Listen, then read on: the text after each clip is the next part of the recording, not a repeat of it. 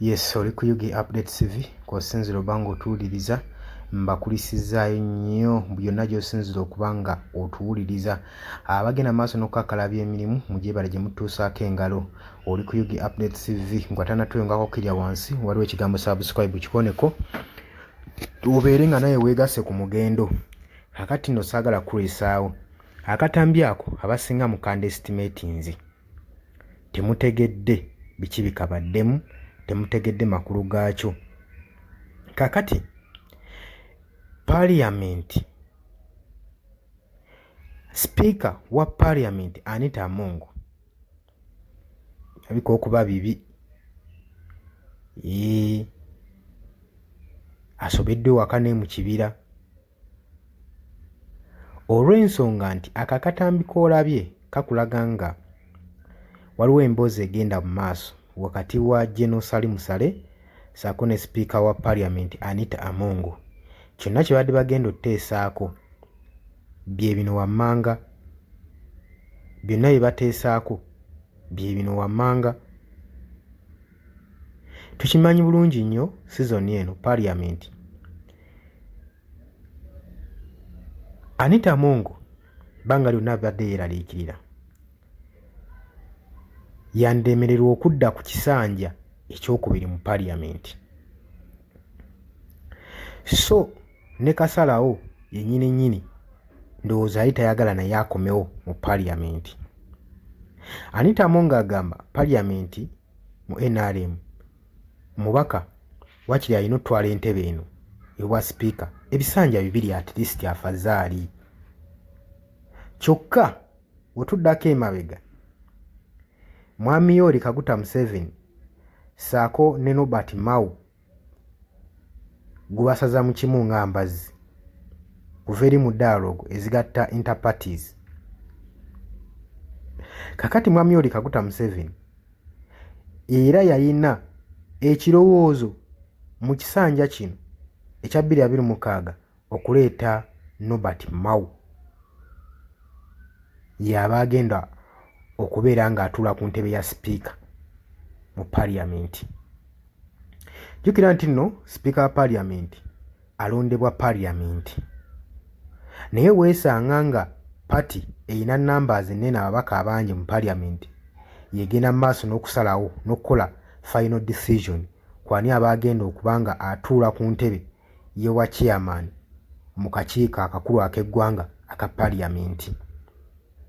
Newankubadde ekibiina kyo kye kikulonda era nga tusuubira nti NRM erina enkizo y'amaanyi nnyo olw'ensonga nti nno erina numbers bakubisa mu numbers singa kuba kugolola mikono na kulonda NRM bakubisaamu. Jjukira nti nno twagenda okugenda mu kulonda okulangirira okugenda okusuula akalulu ku ballot paper nga NRM ebala ababaka 8 mu Parliament of which nga n'ekibiina ekiyinza okuba nga kigobagobako ekya Nuupu tekiwezezza ababaka 8 ng'ogatta bano bonna abalonde. Naye ekyo system yatondebwawo okusobola okudifendinga Mwami Yoweri Kaguta Museveni okusobola okuweza numbers mu Parliament okuyisaako ebiteeso bye baagala. Ekyo kisaanidde okimanye kikkirize oba kigaane. Kaakati newankubadde NRM erina numbers mu Parliament, ky'oba olina omumanya bwano mu system ya Uganda okulonda kirala n'okuselectinga kirala. Kati Anita Among bandibanga basobola omulonda naye ate aselectinga okubeera ekyo mulala mu NRM, ekyo kimanye.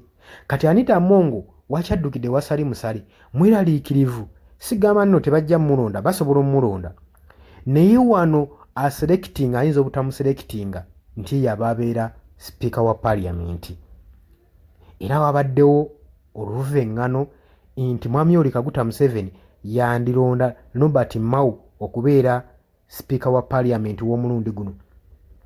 Kitegeeza ajja kuba amaze okuva mu Anita Among. Kati Anita Among yeekubidde enduulu addukidde wa Salim Saleh basobole okuba nga babigaayaamu ensonga zino. Fuza omusajja kiki kye sitakoze jjukira buli sipiika ajja mu parliament afuba nnyo okulaba ng'amatiza nnyo mwami Yoweri Kaguta Museveni nti asobola okutuukiriza ebiruubirirwa bye era asobola okugondera okwobeeyinga buli kimu kye baba bamugambye, buli kimu kye bamufiidingamu okupurezentinga mu parliament akisobola nekyasobola okuyisaawo. Olinawo alaba nga n'ekiyisibwawo kigenda kunyigiriza ggwanga olw'okuba ayagala okukakasa oli nti asobola kyekifo kye bamulonderako. Anti n'aggamba eno ebifo bya mu Uganda wewali ebifo ministries nga zikolera omuntu omu mwami Yoweri Kaguta Museveni nga teziri independent. Wano olabira nga bannayuganda balonda naye nga bebalonze tebali independent, tebeesalirawo kati ekimu ne ku mbaka, kyekimu ne ku sipiika wa parliament. Ebiteeso byonna ajjukira ebiyisiddwa UPDF amendment bill byonna nga binyigiriza muntu, binyigiriza civilian, naye byonna biyisiddwawo ani? Sipiika wa parliament Anita Among. Ebisanja byonna constitution okukwatibwamu togikwatako, tujjukire nnyo mu togikwatako ku age limit ku bisanja.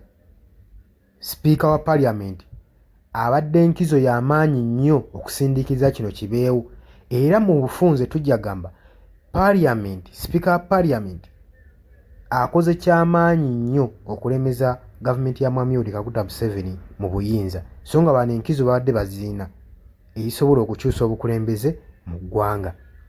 Kaakati naye ke kaseera baagala kumukyusa kubanga si yasalawo, si yaseekitinga. Mu byonna byakoze ne bamukozesezza kijja kujja enviri ku mutwe nga bamutadde wali bubbali. Jjukira ebiseera bya Rebecca Kadaga. Rebecca Kadaga yakola era yasindiikiriza singa mwami Yoweri Kaguta Museveni singa entebe yagivaako dda, naye Rebecca Kadaga yasalawo okwongezayo age limit. Kati weyongezayo age limit n'abanga akagulidde ku pata, saawa zino kwe kubonaabona kwa bannayuganda. Ensonga lwaki owulira munnayuganda akaayinira enkyukakyuka ng'alinga gy'asaba obusabi eri nannyiniyo nti yalina ogireetawo, so nga naye yalondebwa bantu. Oba okategedde akantu ako. Kakati n'agamba Uganda olaba omukulembeze omu naye erimu biwayi baagigabana. Ngulowooza sipiika wa parliament Anita Among ki ekimututte eggulu ogenda okusinkana Sali Musale. Sali Musale asalawo ng'ani mu parliament oba asalawo ng'ani mu ggwanga mu gavumenti nti sipiika wa parliament okutuula nti ono gwe tulina otutuuzaawo gwe twagala. Kati awo njagala obukulya amaaso nti Uganda baagigabanya biwayi, nti waliyo obukulembeze obuli mu Northern Uganda bulina okumanya ku decision egenda okukolebwa. Singa wajjawo okusikangana omuguwa basobola otuteeseganya nti tuteekeko ono ako kafunye bulungi. Kasitegeeza singa bakkiriziganya bulungi nnyo ku nsonga yonna eyabatutteyo, then sipiika Anita Among aliraikira okudda ku ntebe atwale parliament mu maaso. Oli ku UG Update TV kosinzira oba ng'otuwuliriza. Njagala ojjukire eno ku nominations ezaaliwo eri mu Western, Norbert Mao ng'agenda mu maaso n'okuba nga bakuba akamyufu kaabwe mu kibiina kyabwe ekya DP. Njagala ojjukire omuvuyo ogwaliyo nga buli